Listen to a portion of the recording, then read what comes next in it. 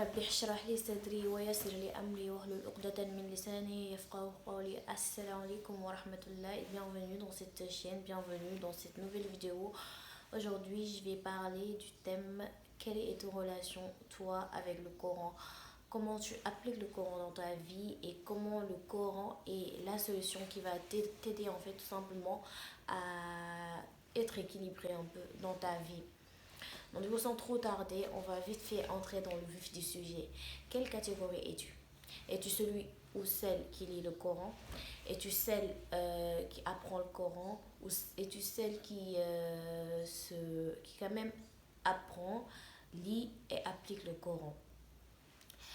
Vous savez, dans notre cheminement en tant que musulman, il est très très important, donc capital, je veux dire même obligatoire, d'avoir un lien avec le Coran. Parce que c'est ce livre-là qui nous a été révélé.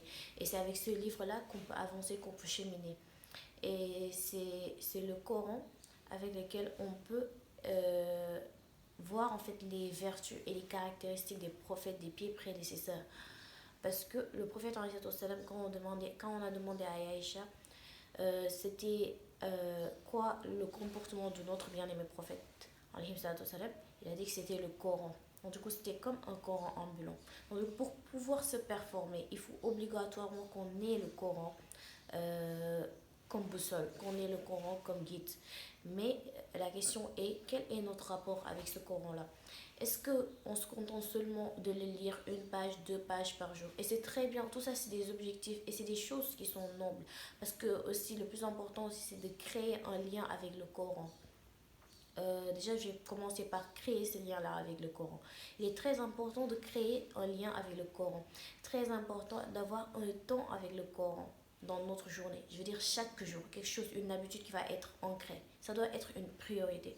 Et ça doit être l'objectif de tout dans chacun en tant que musulman. Et après cela, il y a le fait de créer ce lien. Et après, je crois qu'il est important d'essayer de l'apprendre.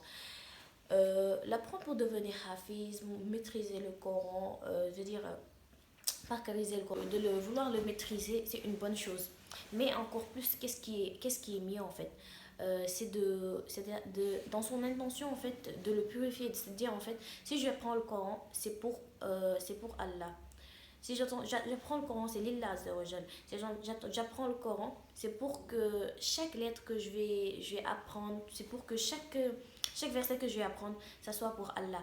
Et ça crée un lien. Parce que quand on se met à apprendre le Coran, c'est chaque jour, c'est des révisions en tout cas, soit des révisions chaque jour. Chaque jour, on prend des versets, ou parfois, même si c'est un demi-verset, pour moi, c'est pas une question de quantité, c'est une question de qualité aussi, de ce que l'on peut faire selon sa capacité. Du moment qu'on arrive à être constant, ou même si on rate par exemple un jour, on va rattraper cette constance-là qu'on crée avec le Coran, ce lien-là qu'on crée, ça c'est juste magnifique. Déjà, je crois que même si on s'arrêtait qu'à ça, en fait, c'est quelque chose de très beau. Il y a ça. Et après, je veux partir, après avoir créé ce lien-là, de se rapprocher du Coran et d'avoir un link avec le Coran dans l'apprentissage et d'y être en fait. L'autre point, c'est en fait l'application.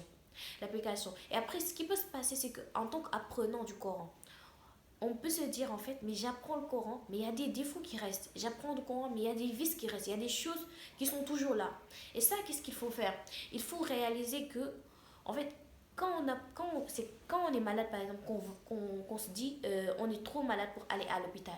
Imaginez, on est trop malade pour aller à l'hôpital. Quand tu vas aller à l'hôpital, par exemple, le traitement, au début, ça peut être difficile, compliqué. Mais au fur et à mesure, il va y avoir de l'amélioration. Et c'est la même chose. C'est comme un jour quand j'ai demandé à un chien, mais en fait, comment ça se fait on peut apprendre le Coran, mais on va voir qu'il y a des décalages par rapport à ce que l'on apprend et ce que l'on applique. Par exemple, imaginons que, par exemple, on est impulsif et tout, un peu colérique et tout, et que dans le Coran, il y a des versets qui nous incitent à maîtriser notre rage, à dominer en fait voilà, à dominer cette rage-là, à être bienfaisant en fait autrui et tout. Et si on est en décalage avec ça, ça peut être compliqué. Psychologiquement, ça peut être compliqué, mais ne pas abandonner, toujours tenir et se dire que dans tous les cas, au fur et à mesure du temps, ce traitement-là, en fait, il va les choses vont s'améliorer. Il y aura plus d'amélioration au fur et à mesure du temps. Au fur et à mesure du temps, c'est sûr que, bismillah, en tout cas,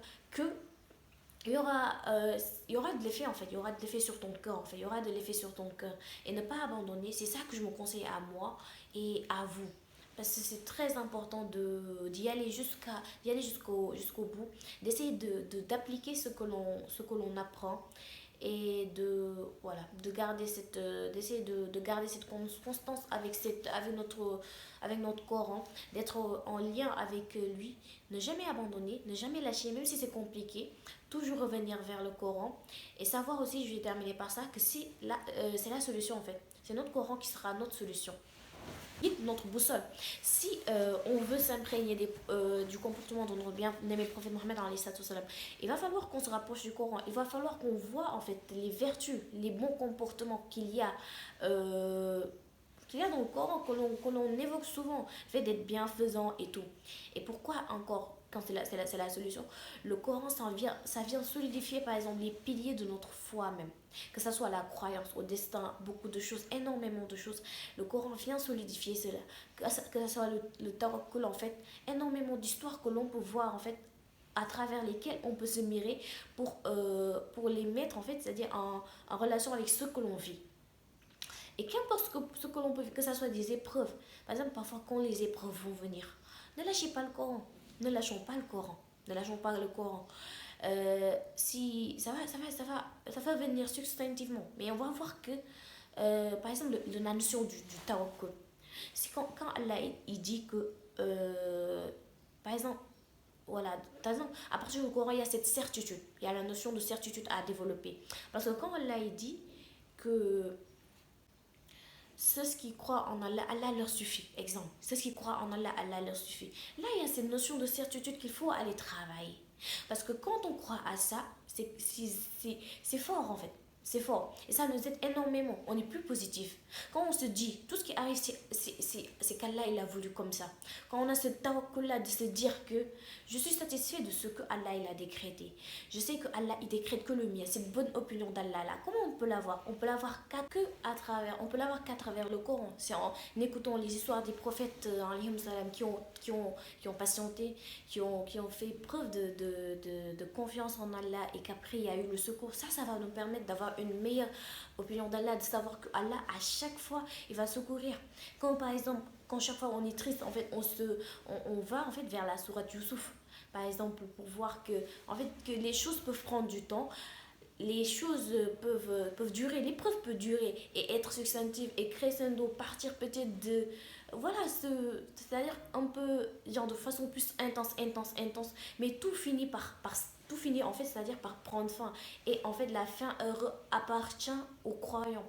Et tout ça, c'est où? C'est dans le Coran. Donc, du coup, le Coran vient renforcer en fait certains piliers en fait de la foi même en fait que l'on a, que ce soit la certitude, la croyance au destin. Et ça va nous permettre que quand les choses vont arriver, on va dire, on va dire en fait, on va dire inna lillahi wa inna ilayhi rajiun. Parce que quoi? Parce qu'on sait que Allah, tout ce qu'il décrète, c'est ce qu'il y a de mieux. Et on saura que si on patiente, que Allah, il nous ouvrira que les portes du bien. Et là, il y a le destin. Là, en fait, on est soulagé par rapport au destin. On est soulagé par rapport aux choses qu'Allah, il aura décrétées dans notre destin. Et là, on est satisfait du destin d'ailleurs. On est satisfait du destin parce que pourquoi? Parce on s'est imprégné du Coran, des histoires des prophètes, alayhim salam. Et c'est quelque chose de fort. C'est quelque chose de très fort en fait. Donc du coup, ça permet de renforcer notre foi énormément et ça nous guide aussi au quotidien par rapport au comportement que l'on doit avoir, par rapport au fait de patienter, par rapport à tout.